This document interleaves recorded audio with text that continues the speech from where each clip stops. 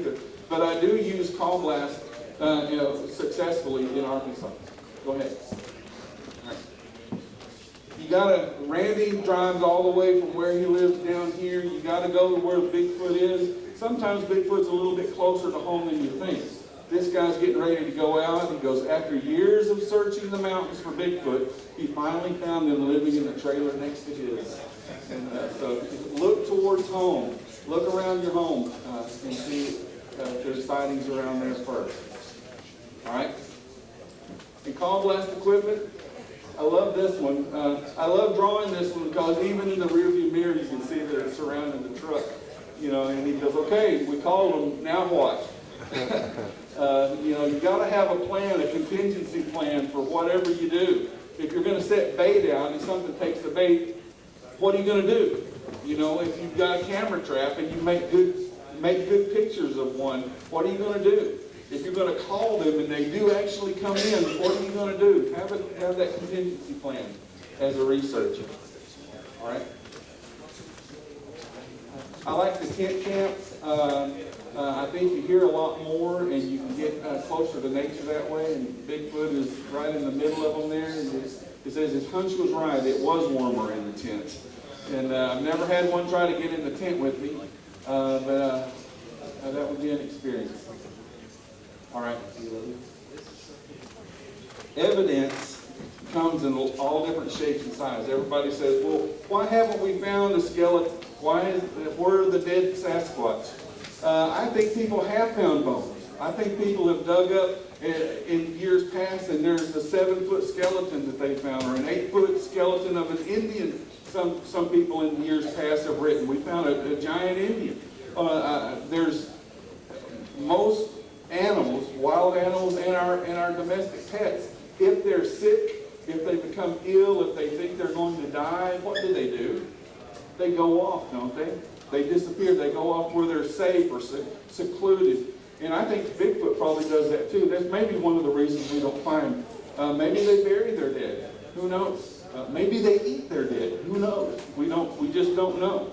But this guy has found the evidence of a lifetime right here. It says, little did she realize her husband had made the scientific find of the century into an ugly table lamp. And here's a Bigfoot skeleton made into a table lamp. And she's thinking, man, I can't wait to take this out and bury it. And get rid of the scientific find of the century. Go ahead. Researchers do a lot of crazy things, and they like to go out in the woods where they can't see. They make themselves vulnerable to get out to where Bigfoot is. And Bigfoot's writing his own field notes here. It says, field note, the researchers continue to stand in the cold and dark knowing they can't see a thing. Morons. And so, you know, you kind of wonder what Bigfoot thinks about us getting out and whooping in the dark, or driving around at night on our ATVs, or climbing up in a deer stand with a thermal. You know, you do really stupid, crazy things sometimes just to try to get that evidence. And maybe Bigfoot thinks we're morons. All right, okay. Thermal imaging is a great thing. You can use thermal imaging at night, but you can also use it during the day because it doesn't have anything to do with light. It has everything to do with heat signatures. And so I could shoot you here, and every person sitting in a chair would be lit up as a heat signature. The cold chairs wouldn't. And so you could even research with it during the day as well at night. But I don't think Bigfoot counts on thermal imaging sometimes. There you go. Okay. Mental Sasquatch alert. I don't know if you've ever been close to a Bigfoot before. I would hope that my Sasquatch alert, my hair would rise up on my neck and my arms, and I would know something was about. I would love for this to happen to me, but I would like to know that it was happening to me when it happens. Go ahead. Yeah. Always have a camera with you. I love the cell phones today because I think we have better opportunity now because we're carrying a camera around with us wherever we go. You know, we have that opportunity to take pictures. You know, make sure you've got batteries or it's charged. I said, this is a bad time for low batteries. I don't really know if Bigfoot ride moose, but that would be one way cool picture, wouldn't it?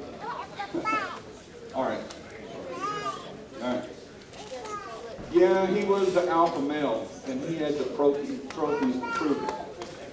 He has the trophy for the loudest call and the best rock thrower and the worst stink and the best dog chiller. You know, alpha male. There's going to be, if there's a family group out there, there is an alpha male, and he is going to protect his family. So don't be that one overachieving researcher that won't take no for an answer, because they do protect their families. They will do that. Go ahead. All right. This is going to mess with their minds. Handprints are much more rare than footprints, but handprints are still really amazing. Abel over here has a handprint from Dr. Meldrum, and you need to go and take a look at how huge that handprint is. Last year, right here in this county, we saw, I found a handprint on the hood of my car in the dust, and it was like 12 inches long. It was a huge animal, huge animal. So handprints are really cool. I don't think they actually do this, but that would be cool too. Go ahead. All right. They whistle. I don't know if you've ever, the vocalizations, if you've been able to be out in the woods, sometimes you hear them whistling. But if there's a lemon grove around, they can't whistle. You know, after visiting the lemon grove, the group got hopelessly separated when they couldn't whistle their location to each other. And so they just couldn't whistle. But, all right, and this one? No. There we go. The wife was talking to the husband again. Why is it that every time we eat out, it's always fast food in a box? Have you lost a dog to the woods? It may have been fast food in a box. You just never know. I think Bigfoot preys upon the wild animals that are out there, the possum and the raccoon and the snakes and the frogs and the deer. I think they're out there. I think they eat roots and they eat berries and they eat tree parts and they eat different things that way. But I also think that they eat the farmer's crops. I think that they will eat the domestic animals that they find.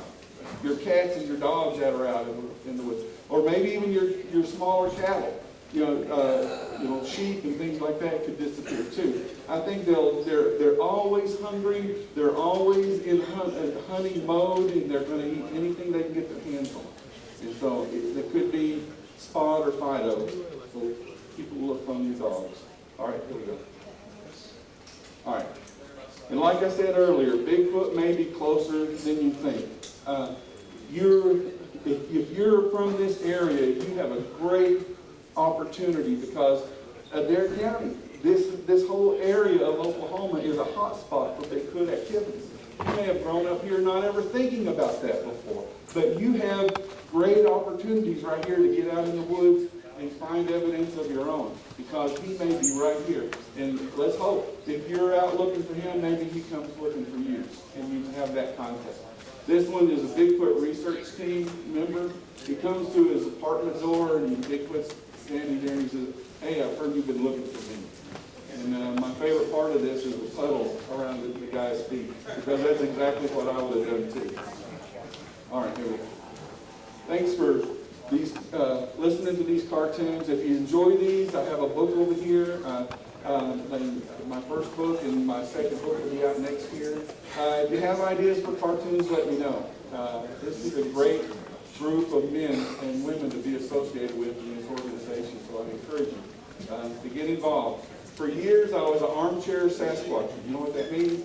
I sit in my easy chair and I watched the documentaries and I read the books. And one day it just dawned on me, why do they have all the fun?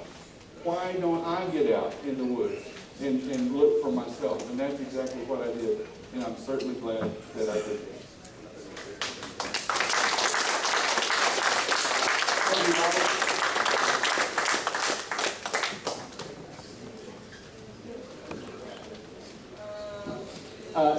We're going to go ahead and take a 10-minute break. If anybody needs to use the restroom, we've got food prepared over here. If anybody wants to order some food, and take it back to your table. We're going to take about a 10-minute break.